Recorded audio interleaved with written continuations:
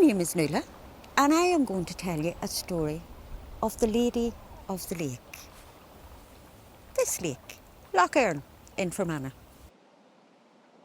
A long, long, long time ago, there was a wealthy merchant and he lived with his wife on the banks of Lough Erne. They had but one child, a daughter, who they cherished above all else. Now this daughter was gifted, apparently, with a second sight. And everyone knew about it, so people came from miles around to hear whatever she would tell them, or whatever she would tell them would come to pass. Now on her 19th birthday, she said that she would die at the hands of a jealous man. And of course, everybody thought that this was the one that wouldn't come through, and indeed hoped that it wouldn't come through. Coming up to her 21st birthday, she was coming home one night from a friend's house, walking the road. And she come across a boy who had asked her to marry him before, but she had rebuked him. He had asked her a second time, and again she had rebuked him. And this night he asked her for a third and final time, and again she rebuked him.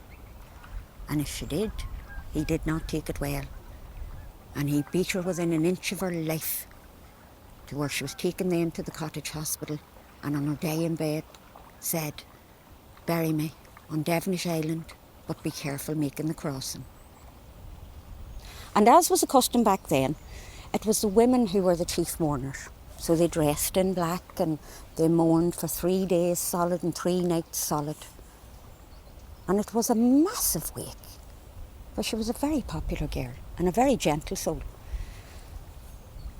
On the third day, the women carried her coffin down here to the shore, and they put the coffin into the boat, and they climbed into the boat with her to bring her across to Devenish Island, as was her request. But when they went halfway across the island, a huge storm started to come in, and the boat started to pitch both sides, and one of the mourners stood up and started to squeal and lost hold of the coffin, and the coffin went in under the waters, and if it did, the mourners went in under it, and the boat and everything was lost to the loch. And that should have been the end of her story. However, more recently, less than 10 years ago, we had some fishermen down. We have fishing competitions in Fermanagh. It's a great place for fish. They came down to fish. And they'd heard about the story of the Lady of the Lake, and of course one of them, the biggest, said not at all, there's no such things as ghosts. It's country bumpkin talk. That's all it is. Overnight, he'd camp, and he would prove to the rest of the boys that there was no such thing as ghosts. And they bet his fishing licence for the next year. Well, he thought he was on to a winner. What harm could be done sitting out by the loch overnight? And he did. He camped all night. And his friends went back to the hotel up there in Irvinstown. The following morning they came down to get him, and his tent was in pieces. No sign of the man at all. The campfire was out. And they opened the tent, and there was this big burly man sitting, ashen face, no colour in him at all, shaking from head to foot. He couldn't even speak. All they could get out of him was bleh, bleh, bleh.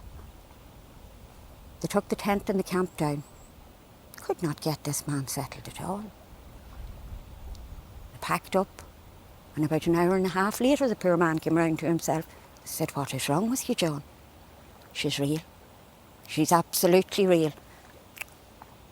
"You want your fishing licence. There's no more ghosts out there, look at, than there's a pike in your net." "She's real. Midnight last night," he said, "I heard something outside the tent. I went out to look, and I seen what looked like women dressed from head to foot in black. And there was a boat down there on the shore. And they carried a coffin down to the boat, and they put the coffin in the boat, and then they got into the boat beside her, and they rowed that boat, but they only made it halfway across the loch.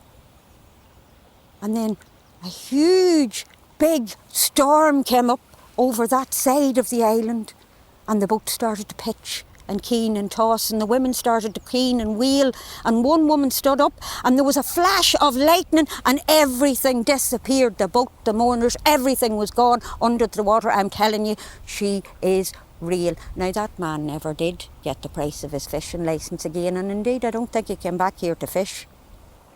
Nobody's that brave anymore. Nobody will come down here at night. You will see the swimmers down here in the morning, but nobody's brave enough to come down here at night and camp out. Now she still flits across the islands, and indeed a relative of mine is buried over there. She flits on him as well, and she'll flit across Devenish as hard as she's fit. There's no harm in her, for she was a gentle soul, and it is good luck to see her. And that is the story of the Lady of the Lake.